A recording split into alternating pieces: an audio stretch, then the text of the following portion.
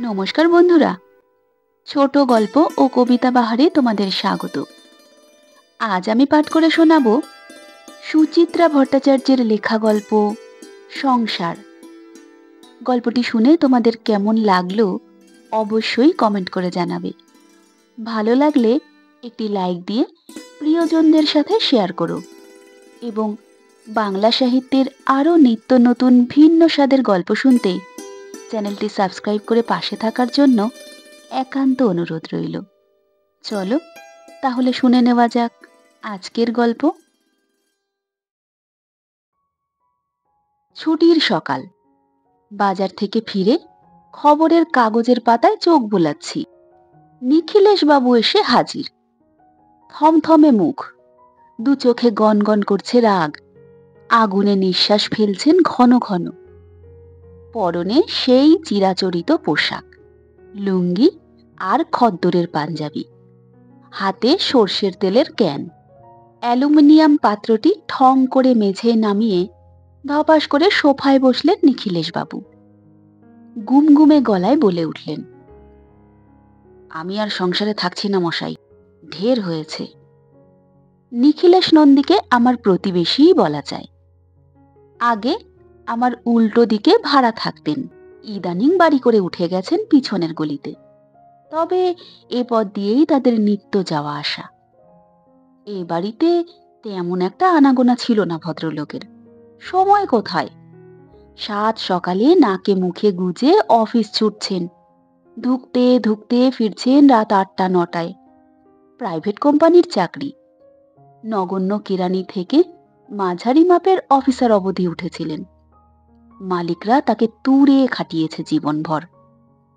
সম্প্রতি অফিস থেকে বাতিল হওয়ার পর নিখিলেশ বাবুর এখন অবসরই অবসর। সকাল বিকেল লেকে হাঁটতে যাচ্ছেন, দুদণ্ড দাঁড়িয়ে কথা বলছেন প্রতিবেশীদের সঙ্গে। আমার এখানেও ঢু মারেন হুটহাট, চাটা খান। অফিস জীবনের অতি তুচ্ছ তুচ্ছ কাহিনীও শোনান পরম উৎসাহে। সাদা সিধে নিরীহ গোছের মানুষটিকে আমার বেশ লাগে। সেই নিখিলেশ বাবু আজ এমন রুদ্রমূর্তি কেন? নার্ভাস মুখে জিজ্ঞেস করলাম, কি হয়েছে? ছ্যা ছ্যা, কোনো ভদ্রলোক সংসার করে? আপনি মাথা মোড়াননি মশাই, বেঁচে গেছেন, বেঁচে গেছেন।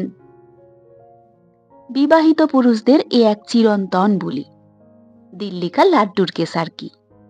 দিদিরা আমার বিয়ে নিয়ে চাপাচাপি করলে জামাইবাবুরাও ওই একই গান গায়।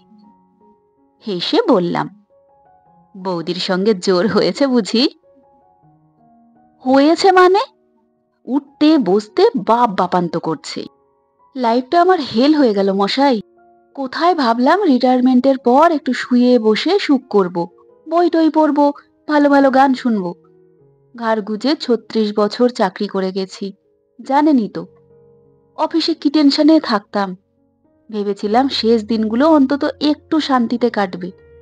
কোথায় কি, বাড়িতে 2 মিনিটও তিষ্ঠতে পারছি না মশাই। বই পড়তে গেলে হাত থেকে কেড়ে নেয়, গান শুনতে গেলে টেপ বন্ধ করে দেয়। বড় গোলামের টুংরি শুনছি, মুখের সামনে এসে করে এমন ভ্যাংচাতে শুরু করলো। সে কি, কেন? তার লাখো কমপ্লেন। আমি নাকি তাকে সারা জীবন কষ্ট দিয়েছি, তার কোনো স্বাদ আহ্লাদ পূর্ণ করিনি। সে শুধু দাসীবাদীর মতো খেটে খেটে হাড় মাস কালি করেছে। বলে কি জানেন, আমায় কখনো কোনো সকাল্লাদ করতে দাওনি, এখন তুমি ফুর্তি মারবে? চলবে না, চলবে না। বোঝা গেল। শেষ বয়সে পৌঁছে বৌদি এবার খেপেছেন। খেপতেই পারেন, কষ্ট তো কম করেননি রমলা বৌদি। পাড়া শুদ্ধ লোক দেখেছে কি জামা কাপড় পরেই না ঘুরতেন বৌদি। সস্তা ছিটের ব্লাউজ, জনতা মিলের শাড়ি। কোনো সামাজিক অনুষ্ঠানেও বৌদিকে তেমন গয়নাগাটি পরতে দেখা যায়নি কখনো। বই ম্যাগাজিন পড়ার শখ ছিল খুব। দুদিন পরপরই পাড়ার লাইব্রেরিতে ছুটতেন। নিখিলেশবাবু কোশমিন কালেও হাতে করে কোনো পত্রিকা কিনে এনেছেন বলে মনে হয় না। শখ শৌখিনতা, সিনেমা থিয়েটার তো দূরস্থান। বউ ছেলে মেয়ে নিয়ে নিখিলেশবাবু ভ্রমণে বেরিয়েছেন, বোধহয় সাকুল্যে বার দুতিন। ওই বড়জোর দীঘা গালুটি, আর একবার বোধহয় দার্জিলিং। ব্যাস। স্বামী সঙ্গই বা কতটুকুন পেয়েছেন রমলা বৌদি? কর্তার তো ধ্যান জ্ঞান স্বপ্ন ছিল মাসিক লেজার ক্যাশ বই আর ব্যালেন্স শিট। এহেন স্বামীর বিরুদ্ধে রমলা বৌদির তো অনেক আগেই ঝান্ডা ওড়ানো উচিত ছিল। গোকুলের মাকে চা চড়াতে বলে এসে সিগারেট ধরালাম একটা, নিখিলেশ বাবুকেও দিলাম। নিখিলেশ কখনো নিজে সিগারেট কিনে খান না, তবে দিলে নেন। ঠাট্টার সুরেই বললাম, যাই বলুন, বৌদির কিন্তু রাগের লেজিটিমেট গ্রাউন্ড আছে। আপনিও তো সত্যি নেগলেক্ট করেছেন বৌদিকে। আপনি আপনি ওই কথা বলছেন? ছুরি খাওয়া জুলিয়া সিজার মার্কা মুখে তাকালেন নিখিলেশ। অভিমানে গলা দুলে গেল। বিলাসিতা বর্জন করা খারাপ? আমি নিজে ৩০ টাকা দামের বেশি শার্ট পরেছি কোনোদিন? কখনো কোনো নেশা করিনি, এক চা ছাড়া, তাও দুধ চিনি বাদ। মালিকরা তো হপ্তায় হপ্তায় পার্টি দিত, এই নিখিলেশ নন্দীকে দৌড়তে হতো হ্যাপা সামলাতে। সেখানে মদের বন্যা বয়ে যেত, কিন্তু দিস পার্সন কখনো ওসব ছুঁয়েও দেখেনি। লোভ হয়েছে, সুযোগও ছিল, তবু কোনোদিন একটা সিপ পর্যন্ত দিলাম না। নিজেকে কন্ট্রোল করেছি। বলেছি, খবরদার নন্দী, ভালো লেগে গেলেই সারে সর্বনাশ। গরিবের ঘোড়া রোগ মানেই লাইফ ফিনিশ। কেন করেছি, হ্যাঁ? মুখ থেকে বেরিয়ে গেল। কেন? ওই বউ ছেলে মেয়ের মুখের দিকে তাকিয়ে। আমি বয়ে গেলে ওদের কি গতি? ২৪ ঘন্টায় একটাই চিন্তা, যেন বউ ছেলে মেয়ের মাথার ওপর একটা ছাদ থাকে, যেন তাদের দুমুঠো ডাল ভাতের কখনো অভাব না হয়। অফিস থেকে লোন নিয়ে জমিটা কিনলাম, দেখেছেন তো, কত কষ্টেই একটু একটু করে বাড়িটা তুললাম। কার জন্য বলুন? কাদের জন্য? এবার অবশ্য ঘাড় নাড়াতেই হলো। বটেই তো, বাড়ি আর মানুষ কার জন্য বানায়? নিখিলেশ বাবুর গৃহ নির্মাণ এ পাড়ায় এক ঐতিহাসিক ঘটনা। লিন্টন অবধি গেথে ফেলে রাখলেন বেশ কয়েক বছর। তারপর বোধহয় টাকা পয়সা জোগাড় করার পর ছাদ ঢালাই হলো। দরজা জানলা বসেছিল প্রায় ৬ মাস ধরে। একটা একটা করে গ্রিল লাগানো হলো। আমরা ঠাট্টা তামাশা করতাম, বলতাম তাজমহল হচ্ছে। তবে হ্যাঁ, সবুরে মেওয়া ফলে। খাসা হয়েছে বাড়িখানা। ৩-৩খানা ঘর, দুটো দক্ষিণ মুখ, খোলা মেলা বড় রান্নাঘর, সুন্দর একখানা খাওয়ার জায়গা, মেঝে মোমপালিশ মোজায়, চমৎকার হাওয়া খেলে বারান্দায়। কোনো ক্রমে দোতলা তুলে নিতে পারলে ভাড়া দিয়েই নিখিলেশবাবুর ছেলে ঠ্যাংয়ের ওপর ঠ্যাং তুলে খেতে পারবে। নিখিলেশ আপন মনে দাঁত কর্মর করছেন। আর নয়, আর নয়, যার জন্য জীবনপাত, তার লাঠিজাটা খেয়ে পড়ে থাকতে পারবো না। খুব শিক্ষা হয়েছে। মানুষটার জন্য একটু মায়া হলো। বললাম, যাব বললেই কি যাওয়া নিখিলেশ বাবু? কেন, আটকাচ্ছে কি? পিছু টান, পিছু টান আমার? হ্যাঁ। সিগারেট এতক্ষণ হাতেই ধরেছিলেন নিখিলেশ বাবু, ফস করে ধরালেন। চা রেখে গেছে গোকুলের মা, কাপটা টানলেন। শুনুন মশাই, অফিস ছিল আমার প্রাণ, বুঝলেন, প্রাণ। সেবার ৭৮-এ অত বড় বন্যা হলো, গোটা কলকাতা জলের তলায়, জনমনীষী পথে বেরোচ্ছে না। গিন্নি খিচুড়ি বসিয়ে বলল, ঘরে বসে ২ দিন জিরিয়ে নাও। দিস ম্যান, নিখিলেশ নন্দী, প্রায় সাঁতরে সাঁতরে অফিসে চলে গেল একা। মালিকরা পর্যন্ত হা। করেছেন কি নন্দীবাবু এই বিপদ মাথায় করে? সাব বলে দিলাম, অফিস ডেতে বাড়ি বসে থাকলে সিক হয়ে পড়বো স্যার। তো সেই অফিসকেই আমি মন থেকে মুছে ফেলেছি। আর এ তো ছিরিস সংসার। রিটায়ারমেন্টের পর প্রথম প্রথম আমার খিদে হতো না, ঘুম হতো না, সারাক্ষণ মনে হতো কি নেই কি নেই, দম বন্ধ হয়ে আসতো। অত বড় দড়িটা ছিঁড়ে ফেলতে পারলাম, সংসার তো সে তুলনায় সুতো। হ্যাঁ, না, মানুষটা সত্যিই রেগেছে। জিজ্ঞেস করলাম, যাবেন যাবেন তো করছেন, যাবেনটা কোথায়? সেও ঠিক করে ফেলেছি, বড়দির কাছে যাব। জামাইবাবু মারা যাওয়ার পর থেকে বড়দিটা বড় একা।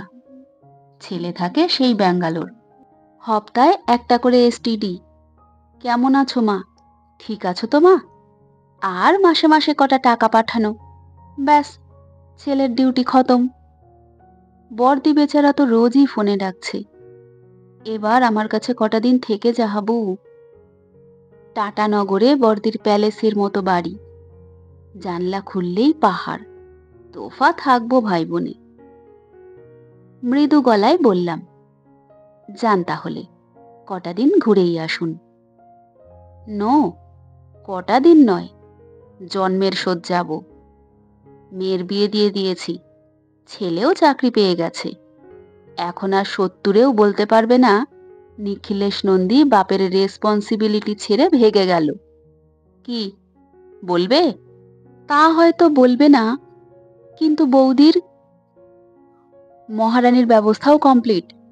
পিএফ গ্র্যাচুইটির টাকা তো পোস্ট অফিসেই আছে, জয়েন্ট অ্যাকাউন্ট, মাসে ৩,৫০০ মতো আসে। ওতে রানিমার স্বাদ আহ্লাদ মিটবে না? এই যে একেবারে পাকা বন্দোবস্ত। নন্দীবাবু তাহলে সত্যিই চললেন? মনটা একটু খারাপই হয়ে গেল। আহারে, এই বয়সে বিদেশ বিভুঁইয়ে বাকি জীবনটা, না, বিয়ে না করে দিব্যি আছি। সংসারী মানুষের শেষ বয়সেও বড় আতান্তর। দিন ৭-এর জন্য দিল্লি গিয়েছিলাম, হেড অফিসের জরুরি তলবে। ফিরে আসার পর থেকেই বাড়ি ভর্তি লোক। জলপাইগুড়িবাসিনী মাস্তুতো বোন ছুটকি এসেছে, সঙ্গে বর, বাচ্চা, দেওর, ননদ। রোববার একটু মাংস কিনতে বাজার গেলাম। লম্বা লাইনে দাঁড়িয়ে ঘেমে নিয়ে কেজি ২ রেওয়াজি খাসি ব্যাগে ঝুলিয়ে ফিরছি। নিখিলেশ বাবুর মুখোমুখি, তারও হাতে বাজার। এক রাশ লাউ ডগা উকি দিচ্ছে থলি থেকে। মুখ দিয়ে বেরিয়ে গেল, ও মা, আপনি টাটানগর যাননি? না। কেন? ষড়যন্ত্র, কনস্পিরেসি। মানে? যাব বলে সব ঠিকঠাক, ব্যাগ ব্যাগেজ গুছিয়ে ফেলেছি, ভোরেই স্টিল ধরবো। আপনার বৌদি আমাকে টাইট দেওয়ার জন্য বাথরুমে আছাড় খেয়ে পড়ল। কথাটা ঠিক হৃদয়ঙ্গম হলো না। নিখিলেশ বাবুর পায়ে আছাড় না খেয়ে বাথরুমে কেন? নিখিলেশ বাবু ১ মাইল লম্বা শ্বাস ফেললেন। ব্যাস, টাটানগরের দফা রফা। তাকে নিয়ে দৌড়াদৌড়ি করো, ডাক্তার দেখাও, এক্সরে করো। আহা, ফ্র্যাকচার নাকি? লৌহ মানবীদের হাড় ভাঙে না মশাই, বড়জোর মচকায়। নিখিলেশ মুখ বেঁকালেন। আপনার বৌদির তা বচন ১৬ আনা, কিন্তু বসে বসে তার ঠ্যাঙের মালিশ করার জন্য ছাই ফেলতে ভাঙাকুলো এই নন্দী। যাক, এক আছাড়ে মান ভেঙেছে তাহলে। মজা করার জন্য বললাম, বৌদিকে তাহলে ক্ষমা ঘেন্না করে নিলেন তো? কখনো না, নেভার। নিখিলেশ বিড়বিড়িয়ে উঠলেন, কি বেঈমান মহিলা জানেন। শুয়ে শুয়ে কোকাচ্ছিল, পদসেবা করে খাড়া করে দিলাম, এখন বলে কিনা আমিই নাকি ইচ্ছে করে সাবান জল ফেলে রেখেছিলাম বাথরুমে। ওই মহিলার সঙ্গে আর আমি থাকি? আরে যেতে দিন। বৌদি কি আর সত্যি সত্যিই বলেছে? রঙ্গ করেছে। রঙ্গই বটে, কত নাটক যে জানে। নিখিলেশের ঝাঁজ বেড়ে গেল। ছেলেটাকেও পুরো কবজা করে নিয়েছে মশাই, জানেন। এখন ছেলেকে দিয়েও সকাল বিকেল অপমান করাচ্ছে। নিখিলেশ বাবুর ছেলেকে আমি বিলক্ষণ চিনি, মোটামুটি ভদ্র, বিনয়ী। দেখা হলে কাকু কাকু করে, শরীর স্বাস্থ্যের খোঁজ খবর নেয়। বাবলু বাবাকে অপমান করেছে? নিখিলেশ গজগজ করে চলেছেন। খাইয়ে পড়িয়ে যাকে মানুষ করলাম তার মুখের কি ভাষা! বলে টাটানগর ঝুটানগর, যেখানে যেতে চাই যেতে দাও মা। কে ওই বুড়ো ভামকে চিরকাল পোষে দেখো। খুঁটি পোতা আছে না, খাটালে না ফিরে মোষ যাবে কোথায়? অবিশ্বাসের সুরে বললাম, বাবলু এসব বলেছে? যা, হতেই পারে না। বিশ্বাস হচ্ছে না? আরো কি বলেছে শুনবেন? আমি নাকি মক্ষী চুষ, পিঁপড়ের পেট টিপে চিনি খাই। ছেলে মেয়েকে নাকি আমি 7 জন্মে একটা ভালো জামা কাপড় কিনে দিইনি। একই ছিট কাপড়ে দুজনকে। আমি নাকি ওদের ভালো মন্দ খেতে পর্যন্ত দিইনি।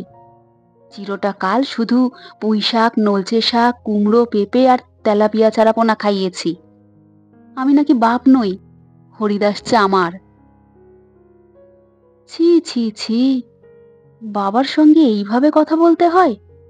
না, বাবলুর সম্পর্কে ধারণাটা আমার আজ থেকে বদলে গেল। বিরক্ত মুখে বললাম, কি যে সব হয়েছে আজকালকার ছেলে মেয়েরা! বলুন, বলুন, আপনি বলুন। তেলাপিয়া চারাপোনা কি খারাপ মাছ? না পুঁই নলচে কুমড়োয় ভিটামিন কম আছে?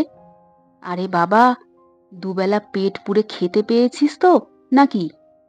ফিনান্স কন্ট্রোল করেছিলাম বলেই না একখানা আস্ত 10 লাখই বাড়ি পেয়ে গেলি। তার হিসাব কে দেখে? হ্যাঁ? ঠিক ঠিক। আমারও গলা চড়ে গেল। তা বাবলু তো এখন নিজে কামাচ্ছে, গ্যাটের পয়সায় ফুটানি করে না কেন? মাংস কাবাব যত খুশি খাক না, কে বাধা দিচ্ছে? হুঁ, নিজের পয়সায় খাবে, সেদিকে তিনি শাহেনশা। পায় 2,500, আমায় ঠেকায় 500। Mother's training. বাপ যতদিন জিন্দা আছে দুইয়ে যা, দুইয়ে যা। বাকি 2,000-এ কি করছে জানতে চান, মাতাশ্রী গরুরের মতো ঝাঁপিয়ে পড়বেন।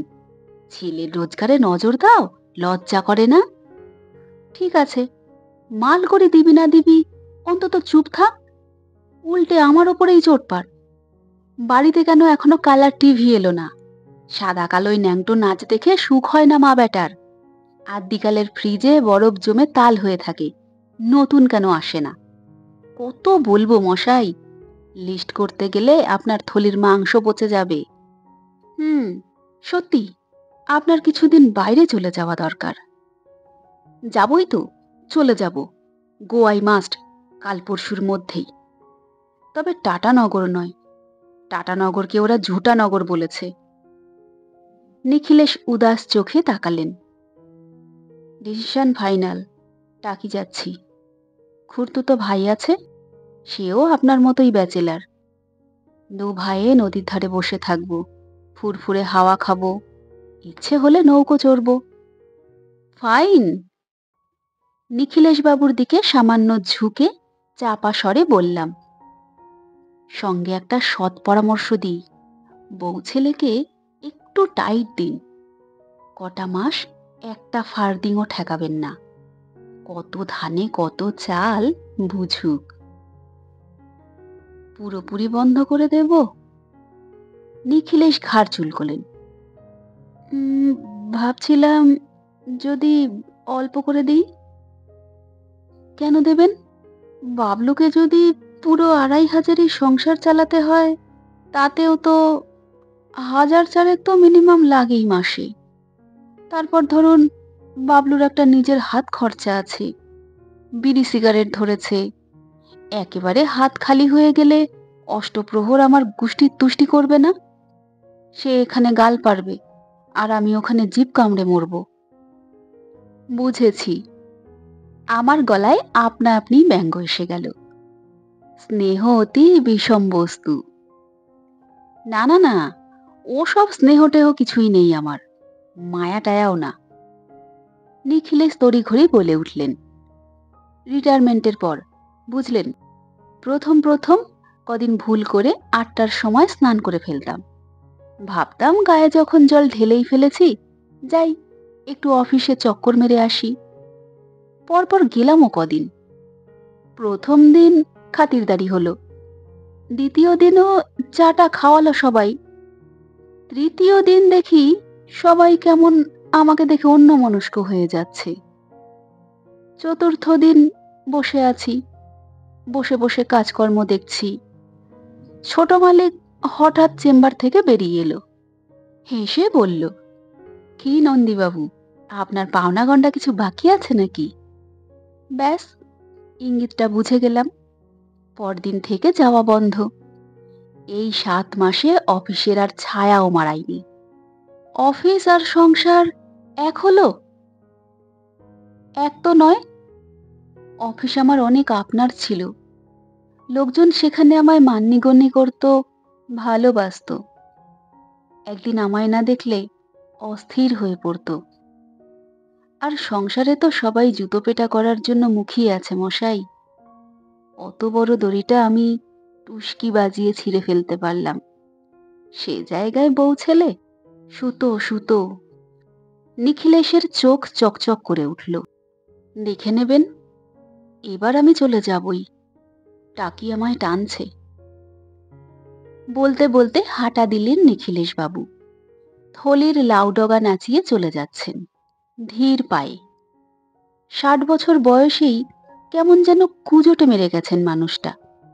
দূর থেকে 7 বুড়োর এক বুড়ো মনে হয়। আহা, বেচারা এবার যেন সত্যিই চলে যেতে পারেন। বর্ষা গিয়ে শরৎ আসার মুখে কলকাতায় বড় ম্যালেরিয়ার প্রকোপ দেখা দেয় প্রতিবারই। স্ত্রী মশাদের আমার ওপর যেন একটু বেশি আক্রোশ। গত বছরও 10 দিন বিছানায় ফেলে রেখেছিল। এবারও কুইনাইন গেলার হাত থেকে রেহাই পেলাম না। গোকুলের মা আমায় যথেষ্ট সেবা যত্ন করে, তবু মেজদি এসে রয়ে গেল কিছুদিন। জ্বর ছাড়ার পরও চি চি করছি আমি।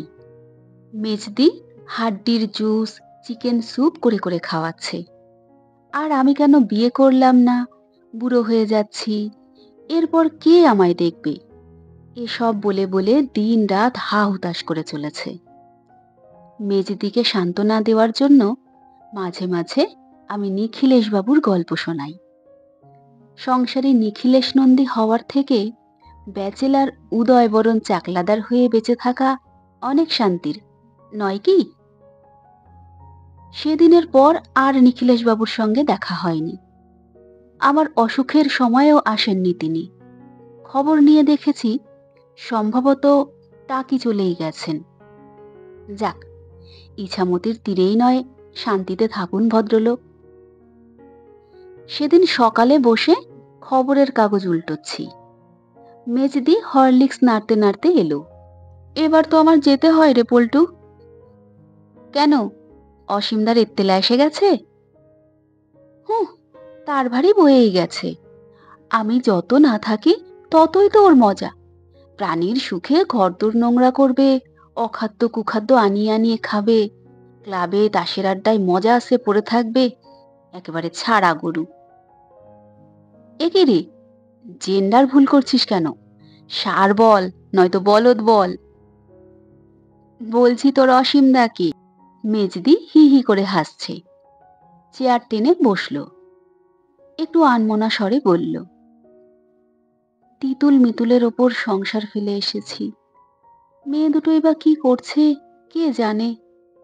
পুজোর কেনাকাটাও কিছু করা হয়নি। যাবি তো যা না, অত ভনিতা করছিস কেন? সংসার তো করলি না, কত রকমের চিন্তা থাকে, তুই কি বুঝবি।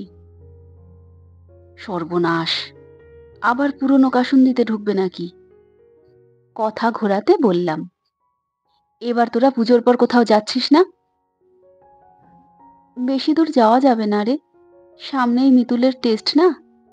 ভাবছি এবার না দিন পাঁচেকের জন্য ঘাটশিলা গালুডি কোথাও থেকে ঘুরে আসব। গালুডি? হ্যাঁ, গালুডি। তুইও চল না, ভালো লাগবে। হ্যাঁ না কিছু বলার আগেই গোকুলের মা উকি দিয়েছে। দাদা বাবু, সেই ভদ্রলোকটা এসেছে। সাত সকালে কে এলো আবার? ওই যে তোমার নিকেল বাবু, সঙ্গে একটা ছ্যানাও আছে। নিকেলকে চট করে মাথায় এলো না। উঠে পায়ে পায়ে বসার ঘরে এসেই রীতিমতো চমকিত। নিখিলেশ বাবু, সঙ্গে একটি ফুটফুটে বাচ্চা, নাতনি?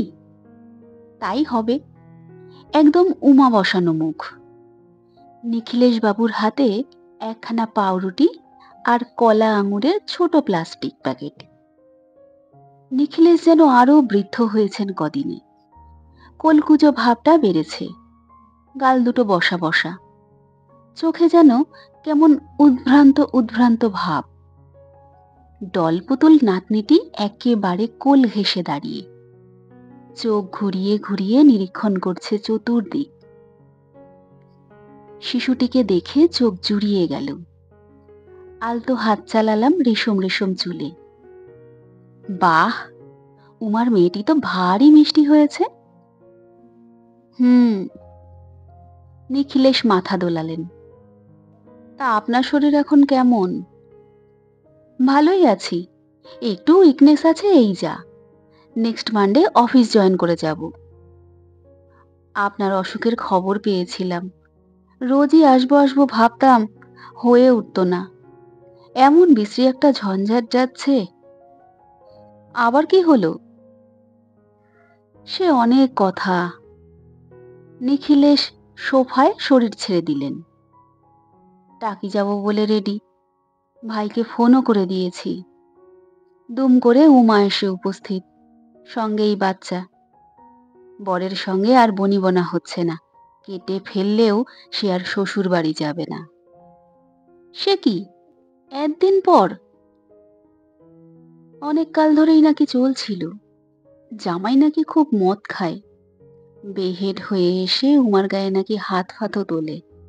একটু একটু কানে আসেনি যে তা নয়, আমল দিইনি। ভেবেছিলাম বাচ্চা কাচ্চা হয়ে গেছে, এবার আস্তে আস্তে ঠিক হয়ে যাবে। কিন্তু উমা বলছে তার নাকি সহ্যের সীমা পার হয়ে গেছে। কি সাংঘাতিক কাণ্ড! তারপর ধুন্ধুমার লঙ্কা কাণ্ড। উমা আসার পর তেরাত্তিরও পোয়ায়নি, জামাই এসে হাজির। সঙ্গে সঙ্গে তুমুল ঝগড়া চেঁচামেচি।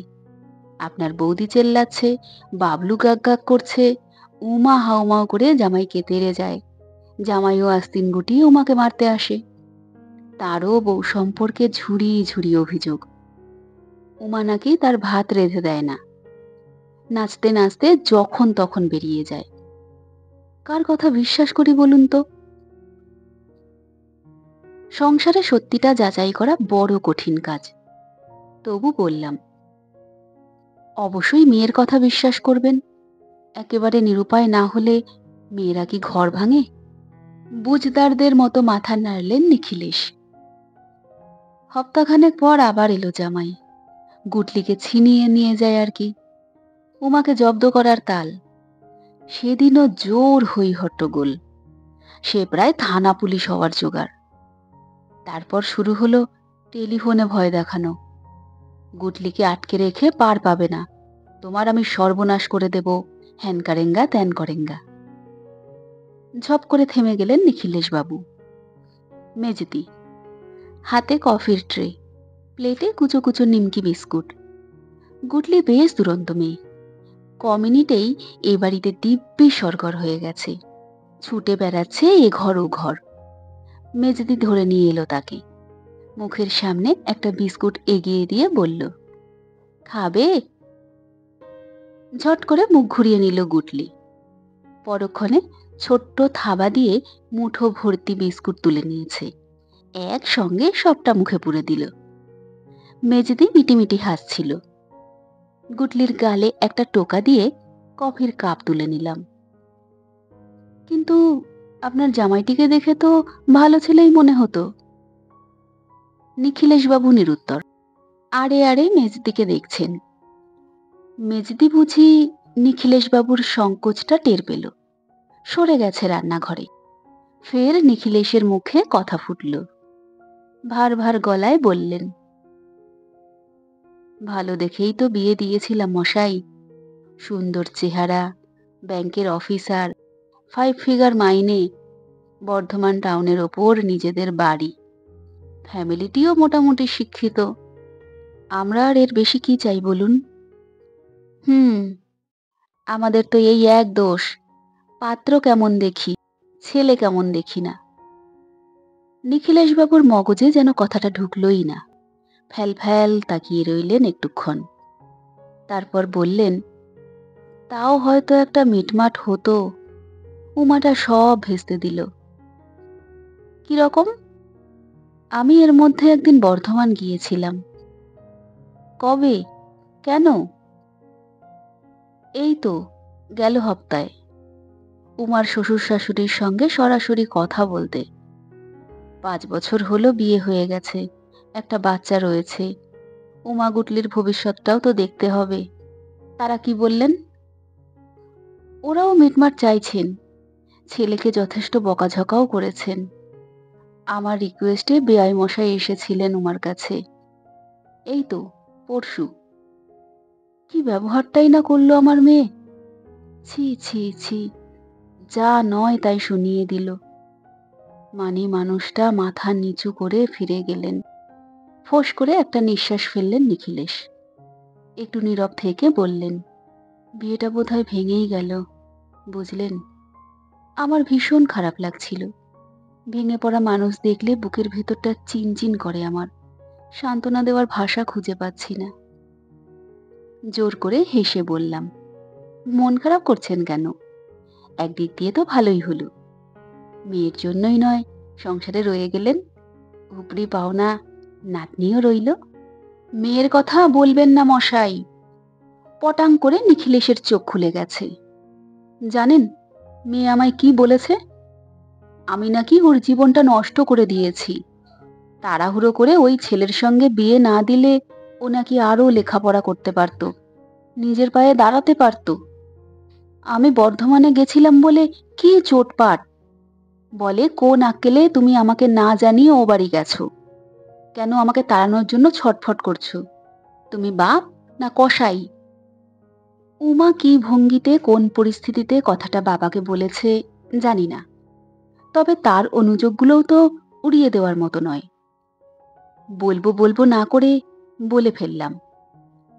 না গেলেই পারতেন। মেয়ে আপনার যথেষ্ট সাবালিকা, সে যা ভালো বুঝবে করবে। তাদের পার্সোনাল ব্যাপারে আপনার না গলাতে যাওয়ার প্রয়োজনটাই বাকি। না, আমার আর কোথাও কোনো প্রয়োজন নেই। ঢের হয়েছে, অনেক হয়েছে। সব শিক্ষা আমি পেয়ে গেছি। মা ভাইও এখন উমার সঙ্গে দোহারকি দিয়ে চলেছে, তুমি দোষী, তুমি দোষী। ছেলে তো এখন মুখের সামনে আঙুল নাচাচ্ছে আমি নাকি তারও জীবন নষ্ট করেছি। কেন তার পেছনে 7টি টিউটার লাগানো হয়নি? চিরকাল মালিকের তেলুয়া হয়েছিলাম, তবু কেন ওকে আমাদের অফিসে ঢুকিয়ে দিতে পারলাম না? ভাবুন, যে যার জীবন নিজের তৈরি করবে, আমি কেন চামচে করে খাইয়ে দেব? তুই যদি বিকমে অনার্স রাখতে না পারিস, সে কি আমার দোষ? আমার জন্য কে কবে কি করেছে? আমি একটু একটু করে ওপরে উঠিনি নিজের চেষ্টায়? নিখিলেশ বাবুর গলা ধরে এলো। চোখের কোণ দুটো চিকচিক করছে। মানুষটার শীর্ণ হাতে হাত রাখলাম। মৃদু চাপ দিয়ে বললাম, শান্ত হন। শান্ত আমি হয়েই গেছি। হাতটা আস্তে আস্তে ছাড়িয়ে নিলেন নিখিলেশ। নিস্তেজ গলায় বললেন, এদিকের পাট সব চুকিয়ে ফেলেছি, সব। পোস্ট অফিসের টাকাটা মেয়ের আর মায়ের নামে জয়েন্ট করে দেব। বাড়ি অর্ধেকটা ছেলের নামে থাকবে, অর্ধেক মা মেয়ের নামে। থাক তোরা সুখে, আমার ছায়াও আর তোদের দেখতে হবে না। যা, তা হয় নাকি? এখন তো আপনার আবার নতুন একটা মায়া এসে গেল। কে? গুটলি? আরে দূর, মায়াটায় আমার কিচ্ছু নেই, সব অনিত্য। এ আমি সার বুঝেছি। অনিত্যও নয়, মিথ্যে, অলিক। যতই গুটলিকে ট্যাকে করে নিয়ে ঘুরি, গুটলিও আমার নয়। সুতো সুতো, কুচি কুচি সুতো।